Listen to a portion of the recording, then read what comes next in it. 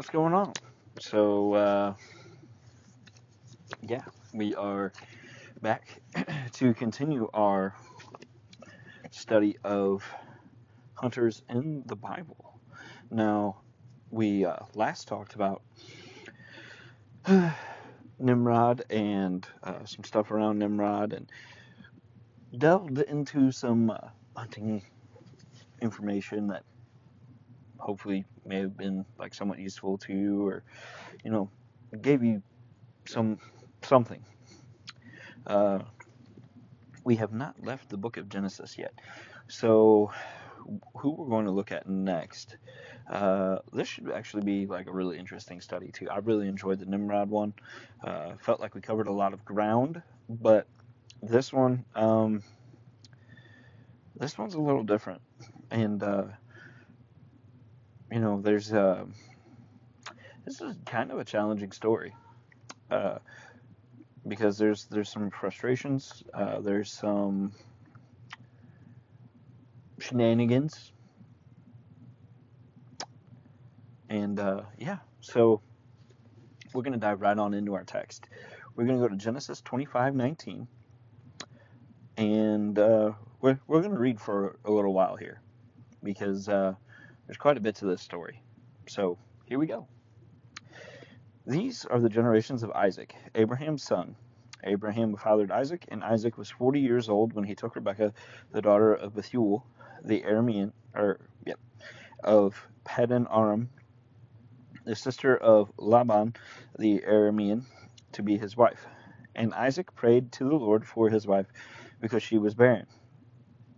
And the Lord granted his prayer, and Rebekah, his wife, conceived. The children struggled together within her, and she said, "If it is thus, why is this happening to me?"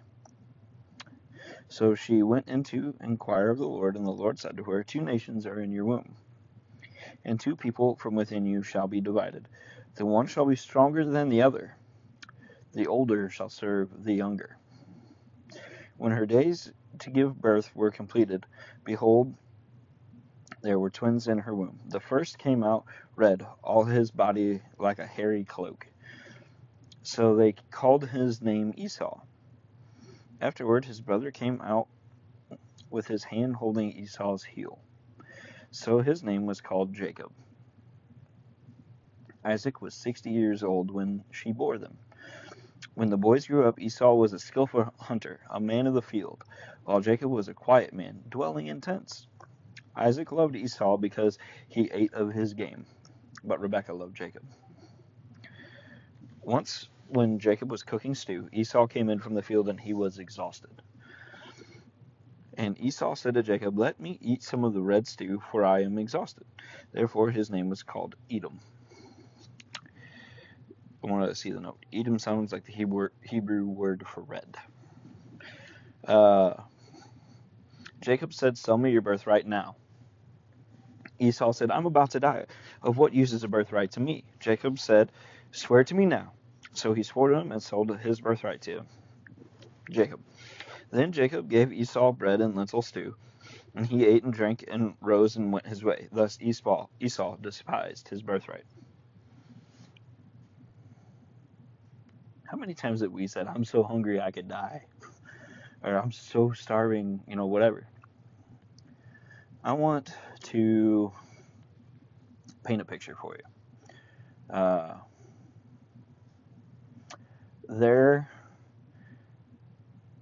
Hunting's hard. Hunting can be cold. Hunting can be brutal. I want to examine some facts here. Well, I say facts, but probably more speculation than facts. We'll get into that here in just a second, because we're going to go back and we're going to look at 29. Once, when Jacob was cooking stew, Esau came in from the field and he was exhausted. Okay. Wore out from a hunt, presumably. And Esau said to Jacob, "Let me eat some of that red stew, for I am exhausted." He didn't come back successful. Okay. He was called a skillful hunter. So he, at this time, would have been probably well versed with the bow, well versed with spears, would have known how to stalk, and there's even like tactics where you dress up as animals of the field. One of the common ones in the Native American realm was coyotes.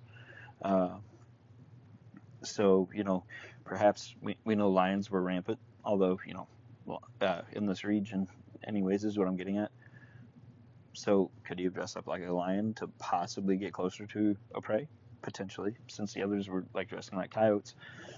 It's not outside of the realm of possibility, but what we do see here is somebody who came in probably cold, tired, starving. We don't know how long he was out there.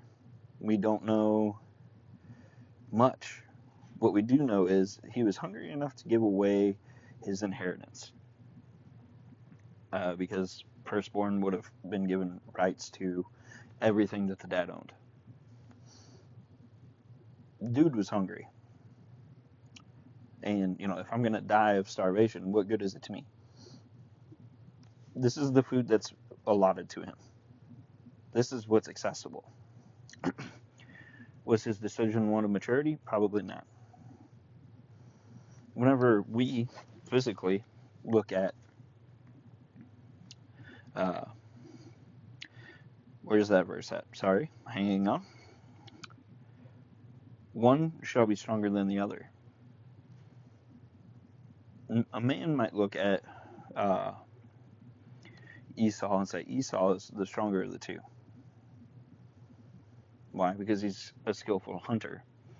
To be a hunter, you have to have different strength qualities about you, and some dude who's just dwelling in tents isn't going to have that, right? If we look into our looking glass, our little crystal ball, not so much a looking glass, that'd be more like a telescope type thing.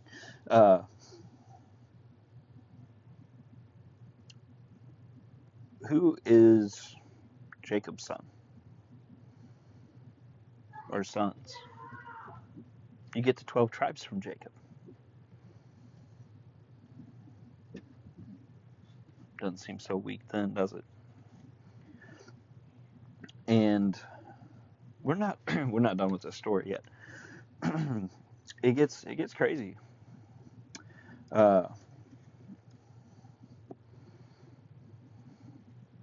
Before we do that, though, I did think it would be fun to look at a couple of things. So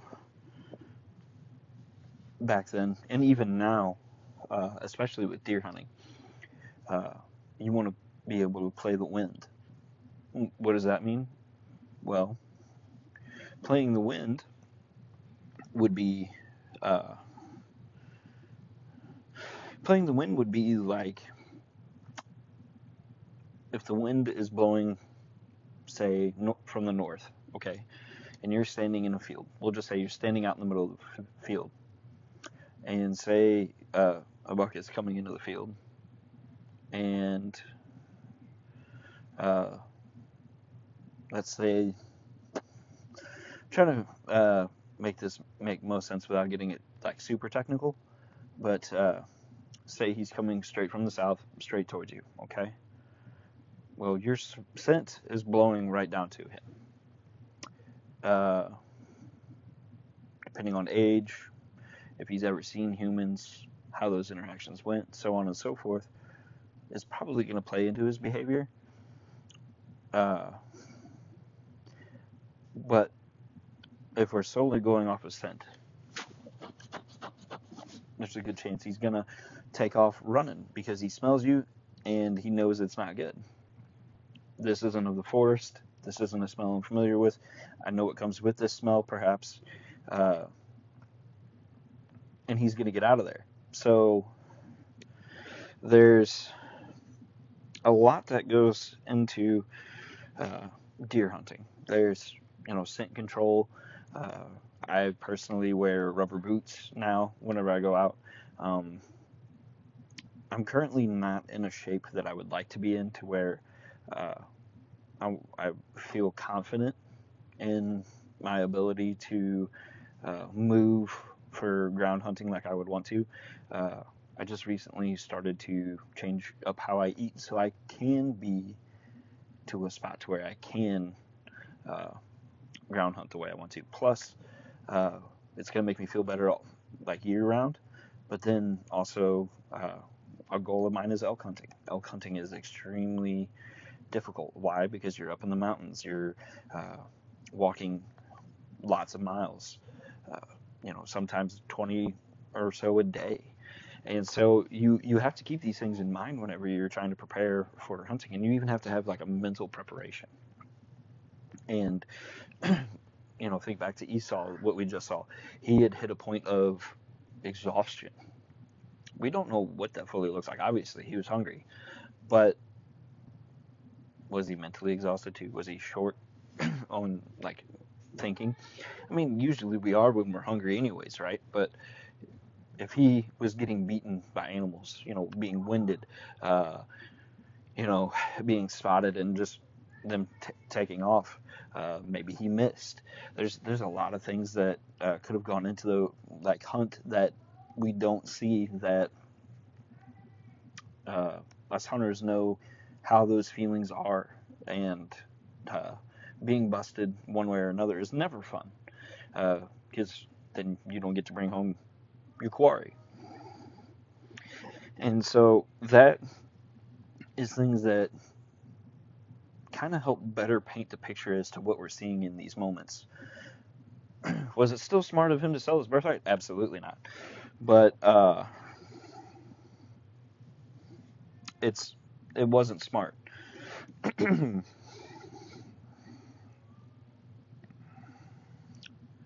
So we're gonna look at an article right now from Tribal Trade Co. And this is about Native American hunting. Majority of their tribes, this is about hunting and trapping, in particular this little section right here. Majority of their tribes got their food from hunting big game and small game. Aboriginals from Great Plains, like Cree, for example, relied on hunting bison. Because of the bison being such a large animal, the Cree would lead the bison off of a cliff. Uh, and they would do this in mass quantities. It wouldn't just be like one bison. There'd be several bison like crashing down and on top of each other and everything else. Another great source for learning more about bison hunting would be the American Buffalo book by Stephen Ranella. He is one though that believes in like millions of years and stuff. So you do kind of have to watch that.